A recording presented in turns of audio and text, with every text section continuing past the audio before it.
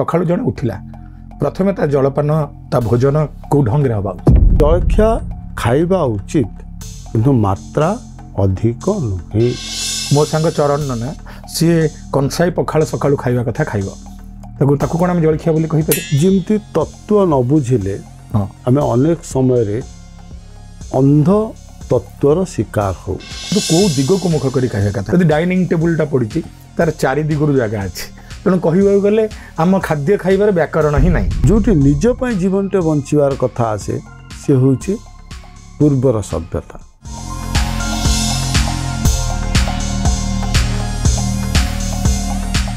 जय गुरुदेव जय जगन्नाथ आपण मानकर प्रिय कार्यक्रम मीमांसार आसर को मो शरणारविंद आपण मानक स्वागत करुचे। दर्शक बंधु मीमांसा माध्यम रे अनेक प्रसंग रे आमे माने आलोचना जारी रखिछु विज्ञानी गुरुश्री संतंग सहित आज मध्य समय आपणकर अनेक शंका अनेक समस्या को मोचन करिवार। गुरुजी आपण को कार्यक्रम को स्वागत। जय गुरुदेव। गत अध्याय रे आपण आलोचना कला बेले आपण को उपसंहार थिला जे खाद्य खाइबार भी नीति नियम अछि को समय रे खाइबो को दिग को नहीं खाइबो को दिग को मुह करी खाइबो एवं खाद्य केमिति श्रृंखलित भाव में खाइबे खाद्य केमिति स्वास्थ्यकर हबो केमिति सात्विक हबो ये विषय आज आलोचना आम आगेवा। प्रथम कथा गुरुजी खाद्य धर सकाळू जन उठिला तार प्रथम खाद्य कौ समय हवा उचित एवं वैज्ञानिक माने केतेबेले कहउचंदी जे जलखियाटा बहुत बड़ हवा दरकार केतेबेले विद्वान माने कहउचंदी अरे ता ना तो जलखिया जल भलिया टिके टिके हे गेले चली गेला प्रकृत रे एटा कौ समय हवा उचित धर सकाळू जन उठिला प्रथमे ता जलपान ता भोजन कौ ढंग रे हवा उचित जहाँ आमे खाद्यर कथा कहउचे जे खाद्य केतेबेले खाइबा उचित आज्ञा एवं खाद्य खाइबा पे गोटे समय निर्घंट कहीं करागला आज्ञा जे आमे कहूचे जे सकाळे जा खाइले जलखिया द्विपहरे खाइबा संध्या बेले जलखिया रात्रि रे रात्रि भोजन ये समय निर्घंट कौन पे करा जायछि तो सनातन कथा जेतबेले हमको आसुछि रात्रि भोजन रो कथा कह जाउ नाही कह जायछि सूर्यास्त परे भोजन ग्रहण करवा अनुचित। तो सूर्य सहित खाद्य ग्रहण करिवार संपर्क को स्थापन करा जायछि। तो किते तन्न तन्न भाव पुरातन मुनि ऋषि माने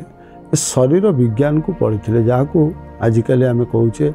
इनर इंजीनियरिंग बा शरीर भितर थिबा अंग प्रत्यंग को जानिबा सेतबेले कोनोसी जंत्र उद्भावन करा जाई नथिला बिना जंत्र रे अनुभव रे एवं अनुभूति रे से किते गहिरतम प्रदेश को प्रवेश करथिले ए विज्ञान ए शरीर तत्व जितबेले जठर अग्नि खूब प्रखर थिबो से समय खाद्य ग्रहण करवा उचित। जठर अग्नि कौन पे आवश्यक ना आमको दीटी जिनस गोटे पेट भितर को जाइथिबा खाद्य हजम होबा गोटे पची सड़ी जावा यदि से हजम न होला तो रही रही पची सड़ी जीव जदि पची सड़ी जाए आम जाने कौन सी पदार्थ जदि पची जाए बा सड़ी जाए तो अवगुण प्रकाश पाए तादेहर अनेक गुड़िए जीवाणु सृष्टि हुअन्ति। तेणु शरीर को जितेबाला पिंड को आम खाद्य दौचे से जठर अग्नि प्रखर होइथिबा दरकार जमती अग्नि रे कौन सी पदार्थ पड़े ता भस्मीभूत हुए खाद्य ठीक सेमती पड़वा उचित जो समय निर्घंट करागला ना पुणी दिगला कौन जलखिया कौन पर जलखिया दिगला अनेक लोक कहती जमती ये विषय को आने जमी कहला जे जल परी खाइब जलखिया नुहे जो खाद्य को पाचन करने अग्नि तत्व एते प्रखर न थाए जल तत्वर प्रभाव रे खाद्य हजम हुए जलखिया। तो जलखिया खाइबा उचित किंतु मात्रा अधिक नुहे जो आम साधारण भाव में देखो आम ओडिया संस्कृति रे आम जिते प्रकार खाद्य जलखिया हिसाब से ग्रहण करूँ ताको अधिक समय चर्वण करने को पड़े। सकाळु कौन खाओ ना टे मुड़ी टे खाईदे हुड़ुम टे खाईदे उखुड़ाटे खाईदे ये सबको आम जलखिया भाव में व्यवहार करूँ से जलखिया कौन करूँ ना अधिक समय चोबेवा को पड़ूला तो जो अग्नितत्वर आवश्यक जठरे अच्छी सेतिकी अग्नितत्व नथिबा हेतु से खाद्य को हजम करने कौन आवश्यक था ना शरीर भितर लाड़ अधिका तैयारी हबार आवश्यकता था खाद्य दुई प्रकार हजम एक तो जठरे जो पहुँचे जठर अग्नि बाइल्स जो अच्छी जो पित्त तैयारी हुए से पित्त से खाद्य को हजम कराए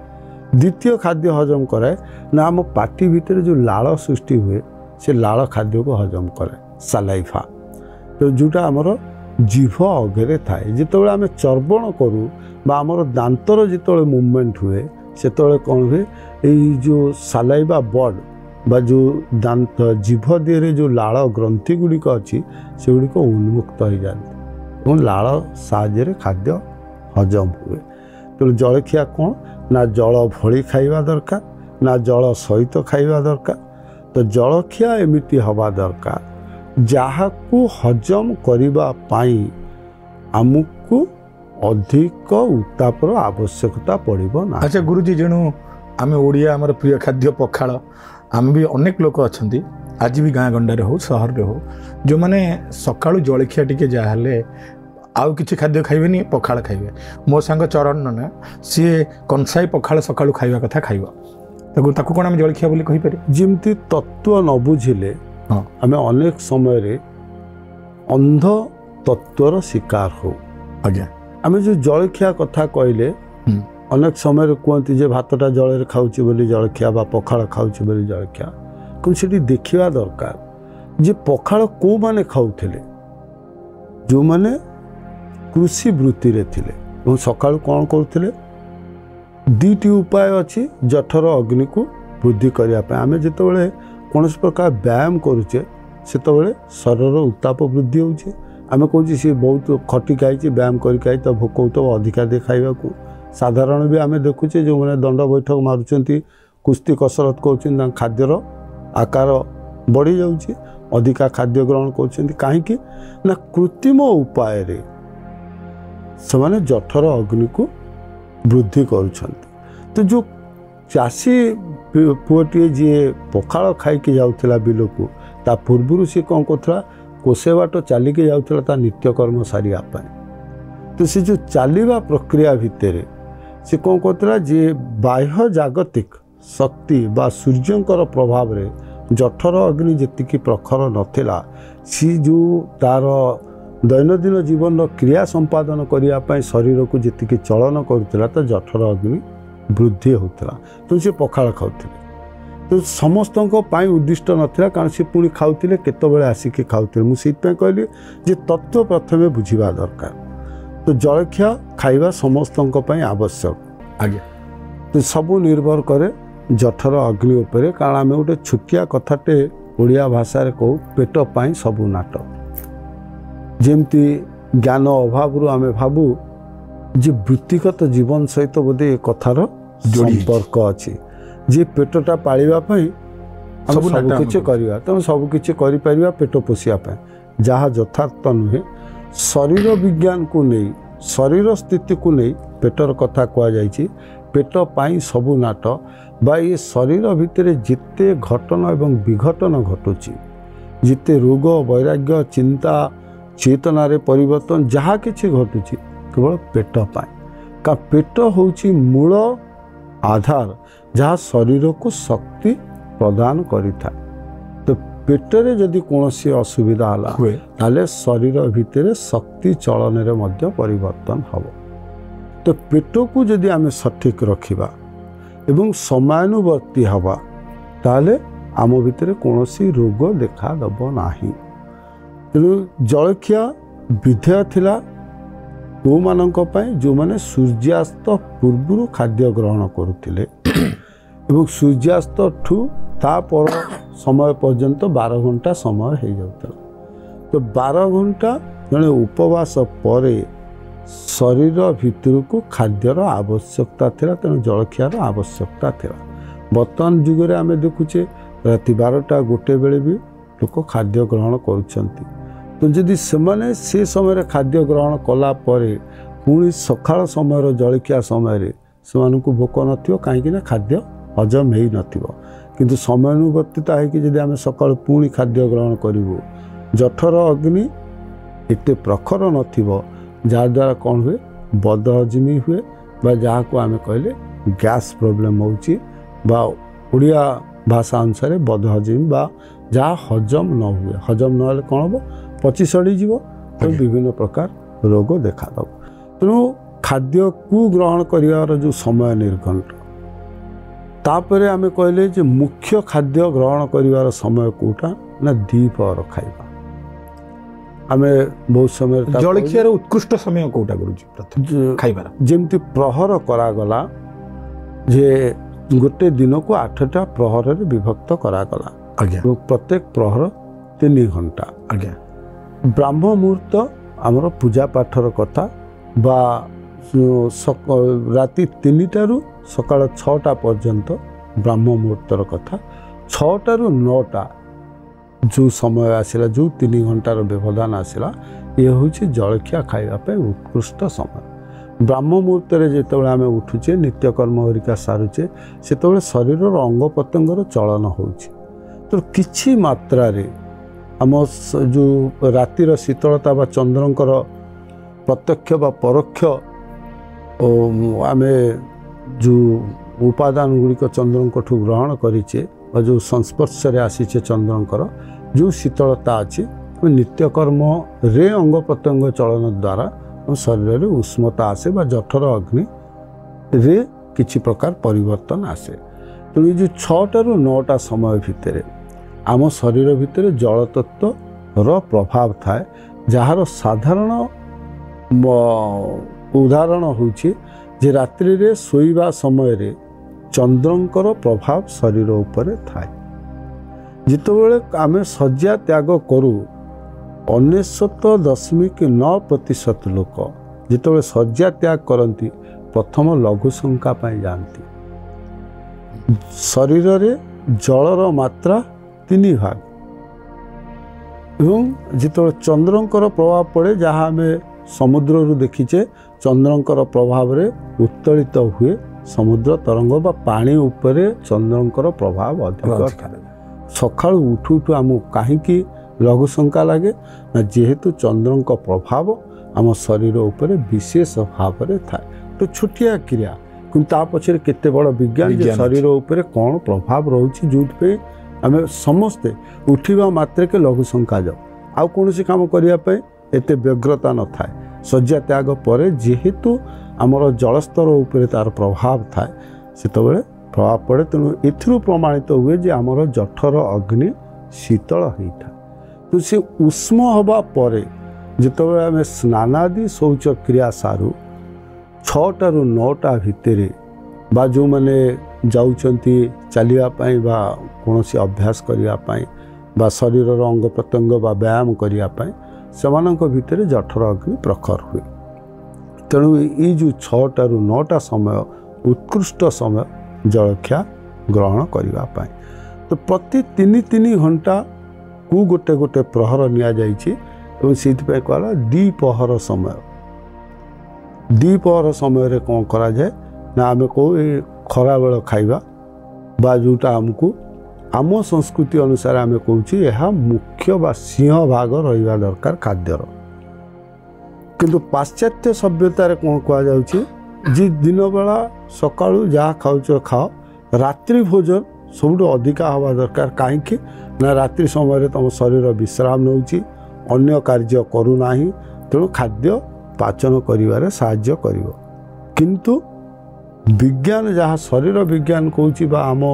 मुनि ऋषि मानकर विज्ञान जहाँ कहूँ रात्रि समय रे शरीर उपरे चंद्रंकर प्रभाव रुहे जो जठर अग्नि एते प्रखर न थाए तो रात्रिर भोजन त्याग करवा उचित तेणु खरा बेलर जो खाद्य यह हूँ मुख्य खाद्य बाह्य उष्मता शरीर भितर उष्मता चेतना भितर उष्मता आसी थाए मन शरीर सबुगुड़िक सतेज अवस्था थांती सक्रिय अवस्था थांती तेणु जठर अग्नि प्रखर प्रखर थाए तो जिते प्रकार गरिष्ठ खाद्य बा गोटे सिंहभाग आम खाद्य रोटे सिंहभाग आम द्विपहर समय ग्रहण करवा उचित। से समय आम शरीर प्रस्तुत थाए सबू खाद्य को हजम करने। गुरुजी आप समय निर्घंट विषय तो कहले आउ कथा हूँ आज मध्याह्न भोजनटा टी बृहदाकार हम जो जठराग्नि बेसी प्रभावित हुए एवं जो समय शरीर जलर प्रभाव अच्छी से समय जलखिया स्वल्प परिमाण खाईदे कथा एवं कहतु कौ दिग को मुख कर खाଇବା कथा। वर्तमान संस्कृति गोटे विकसित समय यदि डाइनिंग टेबुलटा पड़ी तार चारि दिगरु जगह अच्छी तेणु कह गले आम खाद्य खाइबार व्याकरण ही ना सी पूर्व को मुँह कर जड़े पश्चिम को मुँह कर उत्तर को मुँह कर दक्षिण को मुँह कर प्रकृत में खाद्य खाइबार जो संस्कृतिर परिवर्तन हो जाए तत्व एवं तथ्यर मध्य परिवर्तन हो जाए। जो सामाजिक जीवन टे बंचिवा पाई कार्यक्रम करा जाए ता पाश्चात्य सभ्यता। जो निज पाई जीवन टे बंचिवार कथा आसे से होची पूर्वर सभ्यता बा आम पुरातन सभ्यता। सुस्थ शरीर सुस्थ मानसिकता सुस्थ समाज। तेणु आमर जो मुनि ऋषि माने अच्छे सबू दिग को सबू विज्ञान को निज आखि आगे रखिकी निर्णय करिसेंती बा सत्यासत्य प्रतिपादन करिसेंती। पाश्चात्य आम सामाजिक दृष्टिकोण रे बंचिया पाई चाहूँ बा अन्य पाई बंचिया पाई चाहूँ। एठी निज पाई बंचिया पाई चाहूँ सेठी अन्य पाई बंचिया पाई चाहूँ बा समाज कौन कहब समाज दृष्टि रे कौन सुंदर देखा जीवो। किंतु एठी आमे देखू जे सामाजिक दृष्टिकोण रे सुस्थ वातावरण कौन सृष्टि करिवो। जोपाई आम सबुतिर दिगशूल ठू आरंभ करी सबू तत्व एवं तथ्य को आम ग्रहण करें। शरीर में आम चंद्रंकर प्रभाव कहले जे रात्रि भोजन वर्जन कथा कहले चंद्रंकर जेहेतु प्रभाव अत्यधिक थाए खाद्य हजम करिवारे कष्ट साध्य करिथाए। जोथिपाई आम शास्त्र कह जाउछि जे यदि रात्रि भोजन किछि करिया पाई चाहुछ जहाँ सहजरे हजम हम जहाँ को हजम करने कौन सी प्रकार अग्नि तत्वर आवश्यकता नहीं ता ग्रहण करवा दरकार। जो फल आहार कथा कहुई जो मैंने रुग्ण बा शिशु दुग्ध आहार बा फल आहार कहुई सकाळे दुग्ध ग्रहण करने मना करा जहाँ पाश्चात्य हूँ आम जो देखू ब्रेकफास्ट बा जलखियार समय समस्ते दुग्ध ग्रहण करती। किंतु आम विज्ञान कहूँ जे सकाळे जितेबाला आम खाद्य ग्रहण करुचे जदि कौन सी दुग्ध जातीय पदार्थ ग्रहण करने चाहिए ताले बसा दही खाइबा उचित। द्विपहर समय घोल दही खाइबा उचित। रात्रि समय दुग्ध सेवन करने उचित। तादेह केते बैक्टेरिया अच्छी से बैक्टेरिया प्रभाव कौन करिवो से हिसाब रे दहीर मध्य समय निर्घंट करा जायछि। प्रत्येक खाद्य पदार्थ को कौ समय ग्रहण करिवो कौ बार रे कौ पदार्थ को ग्रहण न करिवो हुए तो आज पर्यंत पाश्चात्य विज्ञान हो बा चिकित्सा विज्ञान जो न्यूट्रिशन रो कथा आम कहूचे न्यूट्रिशन साइंस रो कथा कहूचे जहाँ एभली प्रांजल भाव में वर्णना करा जाई नाही जहाँ सनातन ने वर्णना करा जायछि। कौ पदार्थ कौ बार रे ग्रहण करिवो कौ पक्षरे कौ खाद्य वर्जनीय कौ समय कौ खाद्य ग्रहण करिवो एवं खाद्यर दिग कौन हवा उचित। दिग कथा ये पुणी कहीं कहगला अनेक समय आम देखा जड़े जड़े खाद्य ग्रहण करने समय घर्माक्त हो जाती अधिका झाड़ बढ़ जाए कहीं बाहर ना रक्तचाप परिवर्तन आसे ब्लड प्रेशर चेंज हो जाए। खाद्य ग्रहण करने समय अनेकंकर हृत्स्पंदन गति वृद्धि घटी थाए कहीं ना जिते आम देखुचे जे गोटे मोटर चलुची मोटर रे जिते हाई वोल्टेज आसी जाए से आरपीएम बढ़ी जाए रोटेशन पर मिनिट बढ़ी जीव। ठीक सेमती जो हाई वोल्टेज हो जाए ब्लड प्रेशर अधिका हो जाए आम हार्टर पल्पिटेशन अधिका हो जाए आरपीएम बढ़ी जाए। तो आमर जो पल्पिटेशन अच्छी बा छाती धड़धड़ हवा अधिका बढ़ी जाए झाड़ से बाहर। तेणु खाद्य ग्रहण समय मध्य चुंबकीय शक्तिर कथा को चिंता करा जायछि जे केमिति को दिग को ମୁଖ କରି ଖାଦ୍ୟ ଗ୍ରହଣ କଲେ ଶରୀର ଭିତରେ ଥିବା ଶରୀର ବାହାରେ ସ୍ଥିତ ଚୁମ୍ବକୀୟ ବଳୟରେ କୌଣସି ପ୍ରକାର ପରିବର୍ତ୍ତନ ଆସିବ ନାହିଁ। ଯେଉଁ ଦିଗକୁ ଆମେ ମୁହଁ କରି ଖାଇଲେ ଆମର ଅସୁବିଧା ସୃଷ୍ଟି ହେବ ତାକୁ କହିଲେ ଦିଗଶୂଳ। ଯାହା କହୁଥିଲେ ଯେ ଡାଇନିଂ ଟେବୁଲର ଚାରିପଟେ ଚେୟାର ପଡ଼ିଛି, ଚାରିପଟେ ବସି ଖାଉଛନ୍ତି, ଯଦି ଆମେ ସେତିକି ଏକାଗ୍ରତା ଭାବରେ କୌଣସି ଜାଗାରେ ଡାଇନିଂ ଟେବୁଲ ପଡ଼ିଥିବ ଏବଂ ଚାରି କୋଣରେ ଚାରି ଦିଗକୁ ମୁହଁ କରି ଖାଦ୍ୟ ଖାଉଥିବା ବ୍ୟକ୍ତିଙ୍କୁ ଦେଖୁ ବା କ୍ଲୋଜ୍ ଅବଜରଭେସନ୍,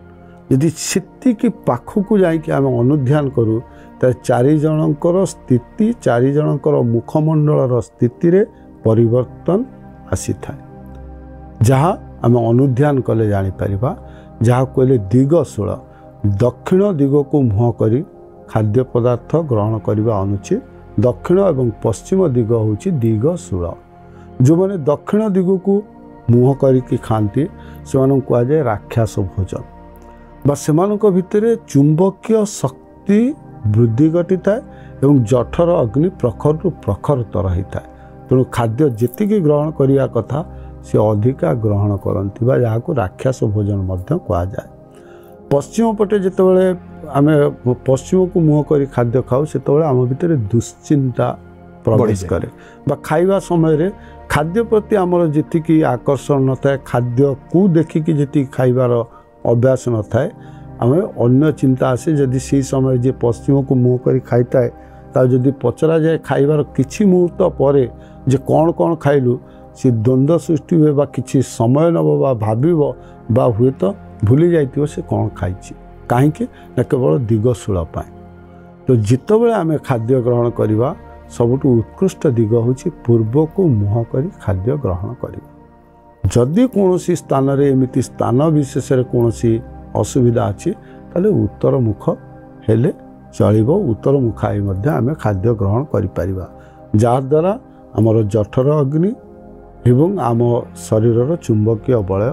ଆମକୁ ଖାଦ୍ୟ ହଜମ କରିବା ପାଇଁ, ଖାଦ୍ୟ ଔଷଧ ରୂପରେ ଶରୀରରେ କାମ କରିବାକୁ ସାହାଯ୍ୟ କରିବ। दर्शक बंधु आपण मैंने जानले कौ दिग को खाइबा उचित, कौ समय खाइबा उचित एवं केते परिमाण खाइबा उचित। यही खाद्य एवं खाद्य पद्धति को नहीं जारी रहिबा आलोचना किंतु आगामी अध्याय आज समय होइछि। धन्यवाद ज्ञापन करबा गुरुजी को। जय गुरुदेव। जय गुरु। दर्शक बंधु पुणी आपण मान सहित देखा हबो आगामी अध्याय से जाय विदाय दियंतु। जय गुरुदेव, जय जगन्नाथ।